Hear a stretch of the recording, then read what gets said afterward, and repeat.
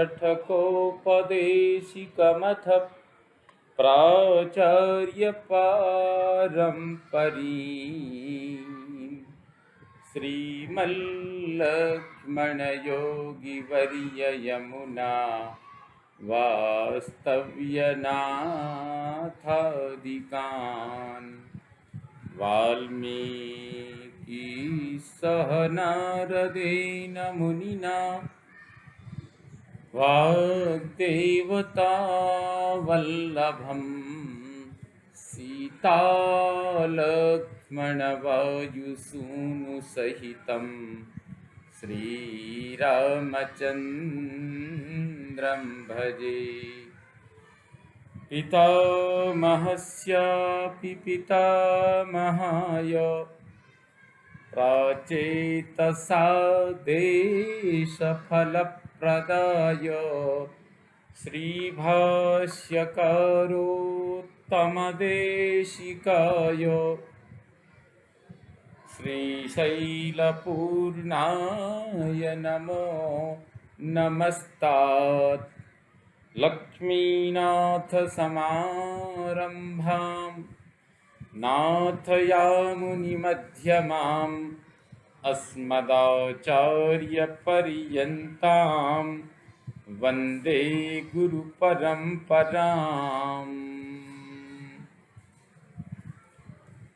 भवतां समेषां श्रीमद्वाल्मीकि रामायण पारायणोपक्रमे हार्दं स्वागतम् अभिनन्दनं च।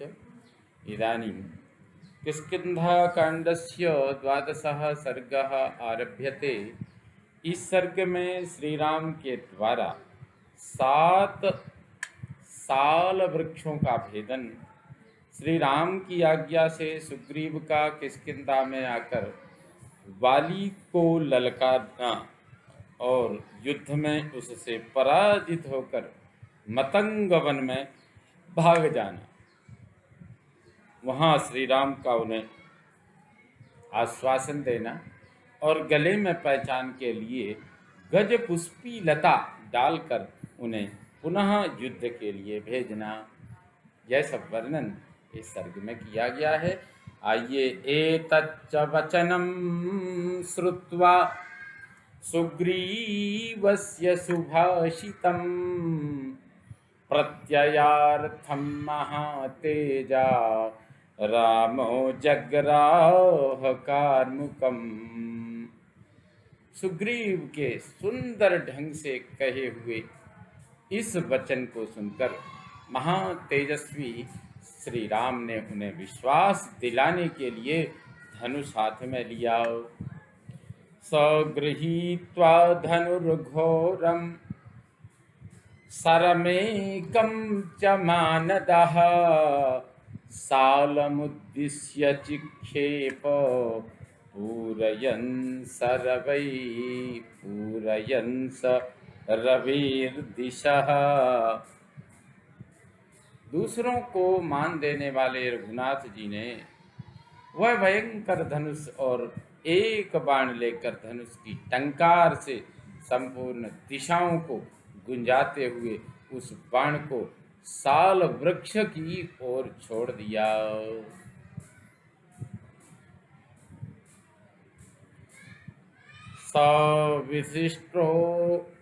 सविसृष्टो बलवता बाणः स्वर्ण परिष्कृतः भित्वा सालान् गिरिप्रस्थं सप्तभूमिं विवेशः। उन बलवान वीर शिरोमणि के द्वारा छोड़ा गया वह सुवर्ण भूषित बाण उन 7 साल वृक्षों को एक ही साथ बींधकर पर्वत तथा पृथ्वी के 7 तलों को छेदता हुआ पाताल में चला गया। सायकस्तु मुहूर्तेन सालान् भित्वा महाजवः निष्पत्य च पुनस्तूर्णं तमेव प्रविवेशः। इस प्रकार एक ही मुहूर्त में उन सब का भेदन करके वह महान वेगशाली बाण पुनः वहां से निकलकर उनके तर्कस में ही प्रविष्ट हो गया। तान् दृष्ट्वा सप्त निर्भिन्नान् सालान् वानरपुङ्गवः रामस्य शरवेगेन विस्मयं परमं गतः। श्री राम के बाण के वेग से उन सातों साल वृक्षों को विदीर्ण हुआ देख वानर शिरोमणि सुग्रीव को बड़ा विस्मय हुआ।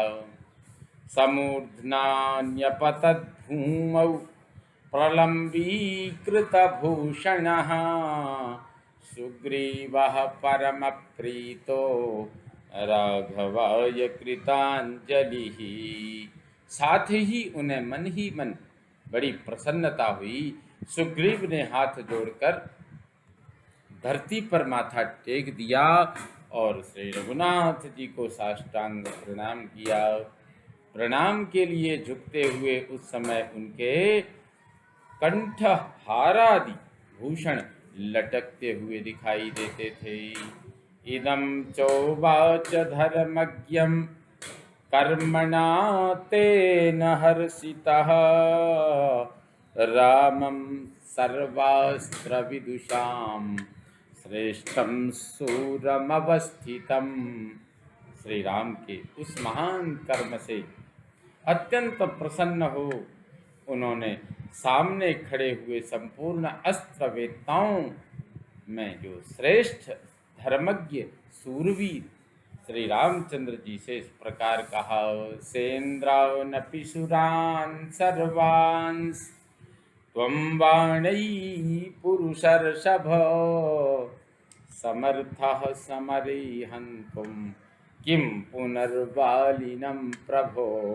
पुरुष प्रवर भगवन, आप तो अपने बाणों से समरांगण में इंद्र सहित संपूर्ण देवताओं का वध करने में भी समर्थ हैं, फिर वाली को मारना आपके लिए कौन बड़ी बात है। येन सप्त महासाला गिरिर्भूमिश्च दारिता बाणे नैकेन काकुत्स्थ स्थाता ते को रणाग्रतः। काकुत्स जिन्होंने 7 बड़े बड़े साल वृक्ष पर्वत और पृथ्वी को भी एक ही बाण से विदीर्ण कर डाला, उन्हीं आपके समक्ष युद्ध के मुहाने पर कौन ठहर सकता है। अद्य मे विगतः शोकः प्रीतिरद्य परा मम सुहृदं त्वां समासाद्य महेंद्र वरुणोपमम्। महेंद्र और वरुण के समान पराक्रमी आपको सुहृद के रूप में पाकर आज मेरा सारा शोक दूर हो गया। आज मुझे बड़ी प्रसन्नता हुई। तमद्यैव प्रियार्थं मे वैरिणं भ्रातृरूपिणं वालिनं जहि काकुत्स्थ मया बद्धोऽयमंजलिः।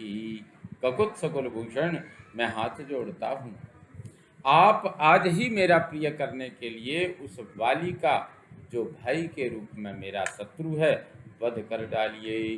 ततो रामः परिष्वज्य सुग्रीवं प्रियदर्शनं प्रत्युवाच महाप्राज्ञो लक्ष्मणानुगतं वचः। सुग्रीव श्री रामचंद्र जी को लक्ष्मण के समान प्रिय हो गए थे। उनकी बात सुनकर महाप्राज्ञ श्री राम ने अपने उस प्रिय मित्र सुहृद को हृदय से लगा लिया और इस प्रकार उत्तर दिया। अस्मात् गच्छाम किष्किन्धां क्षिप्रं गच्छ त्वमग्रतः गत्वा चाह्वय सुग्रीव वालिनं भ्रातृगंधिनं। सुग्रीव, हम लोग शीघ्र ही इस स्थान से किष्किंधा को चलते हैं, तुम आगे जाओ और जाकर व्यर्थ ही भाई कहलाने वाले वाली को युद्ध के लिए ललकारो। सर्वे ते त्वरितं गत्वा किष्किन्धां वालिनः पुरीं वृक्षैरात्मानमावृत्य यतिष्ठन् गहने वने। तदनंतर वे सब लोग वाली को राजधानी किष्किंधापुरी में गए, वाली की राजधानी किष्किंधापुरी में गए और वहां गहन वन के भीतर वृक्षों की आड़ में अपने को छिपा कर खड़े हो गए। सुग्रीवोऽप्यनयद्घोरम् सुग्रीवोऽप्यनदद्घोरम् नदद्घोरं वालिनोह्वानकारणात् गाढं परिहितो वेगान् नादैर्विन्दन्निवाम्बरम्। सुग्रीव ने लंगोट से अपनी कमर खूब कस ली और वाली को बुलाने के लिए भयंकर गर्जना वेग पूर्वक किए हुए उस सिंहनाद से मानो वे आकाश को फाड़ डालते थे। तम श्रुत्वा निनदं भ्रातुः क्रुद्धो वाली महाबलः निष्पपात सुसंरब्धो भास्करोस्तटादिव। भाई का सिंहनाद सुनकर महाबली वाली को बड़ा क्रोध हुआ। वह अमरस में भरकर अस्ताचल से नीचे जाने वाले सूर्य के समान बड़े वेग से घर से निकला। ततः सुतुमुलं युद्धं वाली सुग्रीवयोरभूत् गगनीग्राहयोर्घोरं बुधांगारकयोरिव। फिर तो वाली और सुग्रीव में बड़ा भयंकर युद्ध छिड़ गया, मानो आकाश में बुध और मंगल इन दोनों ग्रहों में घोर संग्राम हो रहा हो। तलैरसनिकल्पैश्च वज्रकल्पैश्च मुष्टिभिः जग्नतुः समरेऽन्योन्यं भ्रातरौ क्रोधमूर्छितौ। वे दोनों भाई क्रोध से मूर्छित हो एक दूसरे पर वज्र और असनी के समान तमाचों और घूंसों का प्रहार करने लगे। ततो रामो धनुष्पाणिः तावुभौ समुदैक्षत अन्योन्य सदृशौ वीरौ उभौ देवा विवास्विनौ। उसी समय श्री रामचंद्र जी ने धनुष हाथ में लिया और उन दोनों की ओर देखा। वे दोनों वीर अश्विनी कुमारों की भांति परस्पर मिलते जुलते दिखाई दिए। यन्नावगच्छत् सुग्रीवं वालिनं वापि राघवः ततो न कृतवान् बुद्धिं मोक्तुमन्तकरं सरम्। श्री रामचंद्र जी को यह पता न चला कि इन में कौन सुग्रीव और कौन वाली, इसलिए उन्होंने अपना वह प्राणांतकारी बाण छोड़ने का विचार स्थगित कर दिया। एतस्मिन्नन्तरे भग्नः सुग्रीवस्तेन वालिना अपश्यन् राघवं नाथं ऋष्यमूकं प्रदुद्रुवे। इस बीच में वाली ने सुग्रीव के पांव उखाड़ दिए। वे अपने रक्षक श्री रघुनाथ जी को देखकर अपने रक्षक रघुनाथ जी को न देखकर ऋष्यमुख पर्वत की ओर भागे। क्लांतो रुधिरसिक्तांगः प्रहारैर्जर्जरीकृतः वालिनाभिद्रुतः क्रोधात् प्रविवेश महावनम्। वे बहुत थक गए थे, उनका सारा शरीर लहू लुहान और प्रहारों से जर्जर हो रहा था। इतने पर भी वाली ने क्रोध पूर्वक उनका पीछा किया, किंतु वे मतंग मुनि के महान वन में घुस गई। तम प्रविष्टम वनम दृष्ट्वा वाली सापभयात् ततः मुक्तो ह्यसि त्वमित्युक्त्वा स निवृत्तो महाबलः। सुग्रीव को उस वन में प्रविष्ट हुआ देख महाबली वाली सांप के भय से वहां नहीं गया और जाओ तुम बच गए ऐसा कहकर वहां से लौट आया। राघवोऽपि सह भ्रात्रा सहचैव हनुमता तदेव वनमागच्छत् सुग्रीवो यत्र वानरः। इधर रघुनाथ जी अपने भाई लक्ष्मण तथा हनुमान जी के साथ उसी समय वन में आ गए जहाँ वानर सुग्रीव विद्यमान थे। तम समीक्षागतं रामं सुग्रीवः सह लक्ष्मणं ह्रीमान् दीनमुवाचेदं वसुधामवलोकयन्।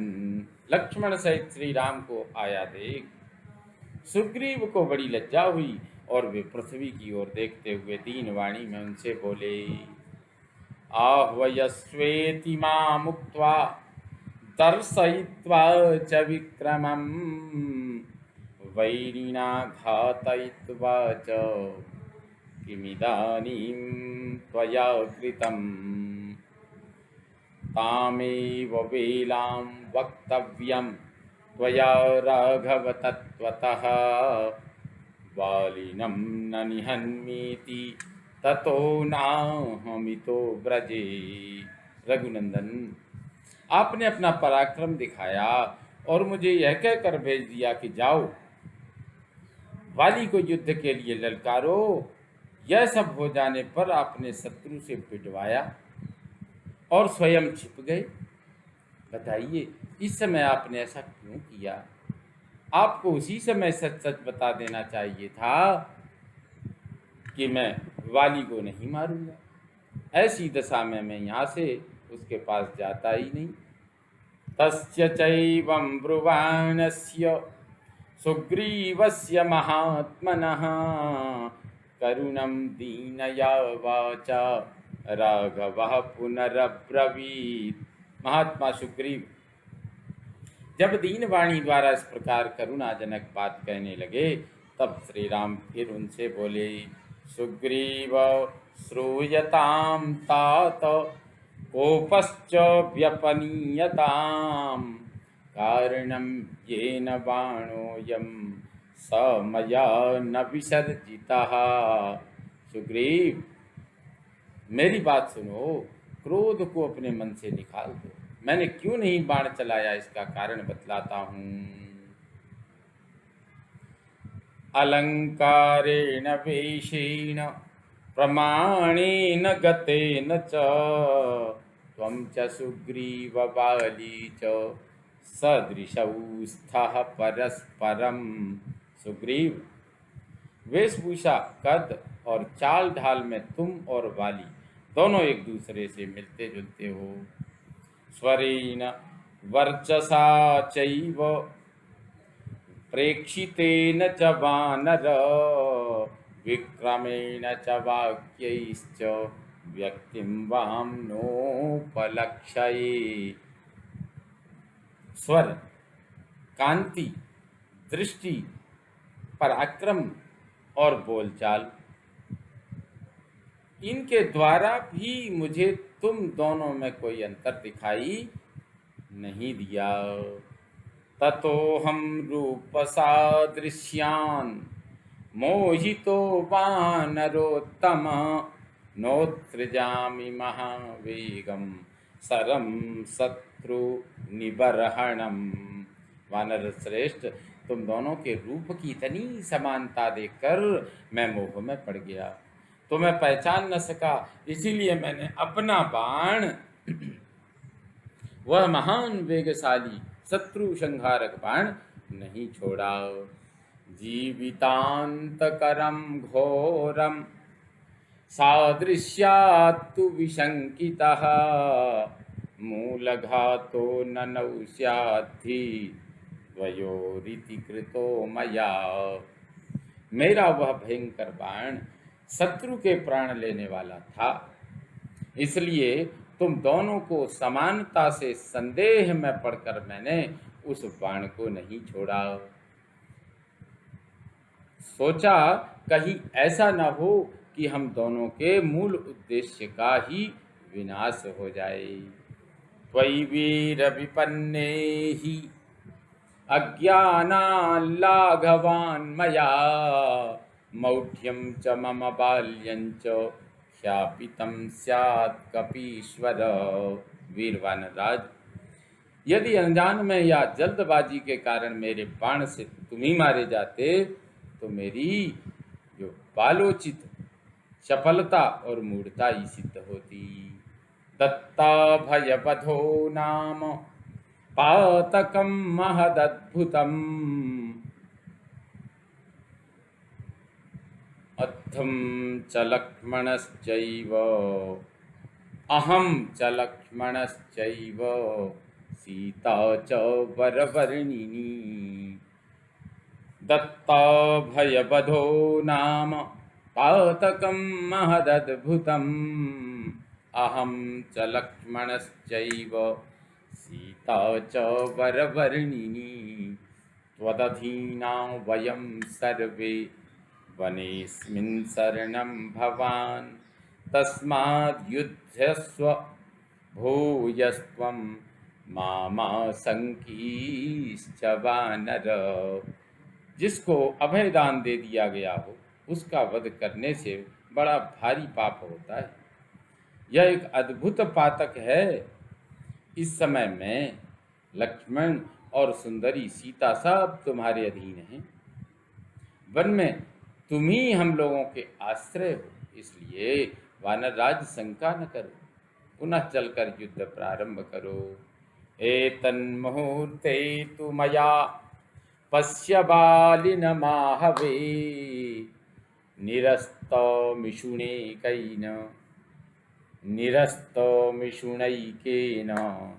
चेष्टमानं महीतले। तुम इसी मुहूर्त में वाली को मेरे एक ही बाण का निशाना बनकर धरती पर लौटता देखोगे। अविज्ञानं कुरुस्व त्वम् आत्मनो वानरेश्वर येन त्वामभिजानीयाम् द्वंद्वयुद्धमुपागतम्।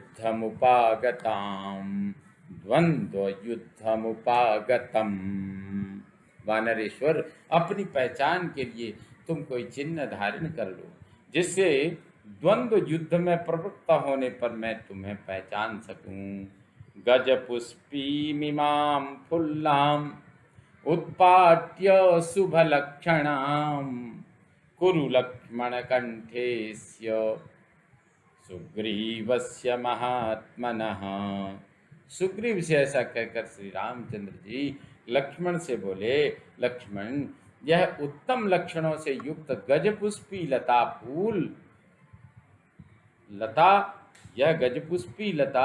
फूल रही है, इसे उखाड़कर तुम महामना सुग्रीव के गले में पहना दो। ततो गिरितटे जाताम् उत्पाट्य कुसुमायुताम् लक्ष्मणो गजपुष्पीं तां तस्य कंठे व्यसर्जयत्।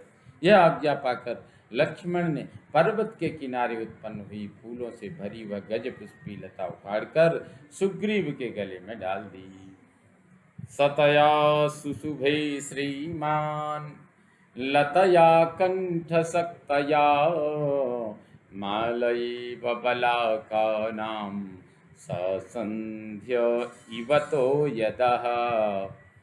गले में पड़ी हुई उस लता से श्रीमान सुग्रीव वक्र पंक्ति से अलंकृत संध्या काल के मेघ की भांति शोभा पाने लगे।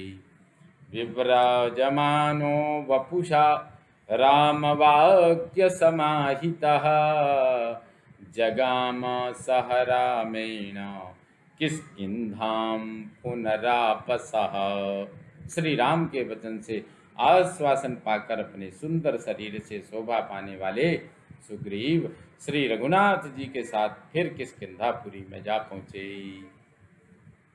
इत्यार्षे श्रीमद् रामायणे वाल्मीकीये आदिकाव्ये किष्किन्धाकाण्डे द्वादशः सर्गः सम्पूर्णतां याति। ॐ पूर्णमदः पूर्णमिदं पूर्णात् पूर्णमुदच्यते पूर्णस्य पूर्णमादाय पूर्णमेवावशिष्यते। ॐ शान्ति शान्ति शान्तिः।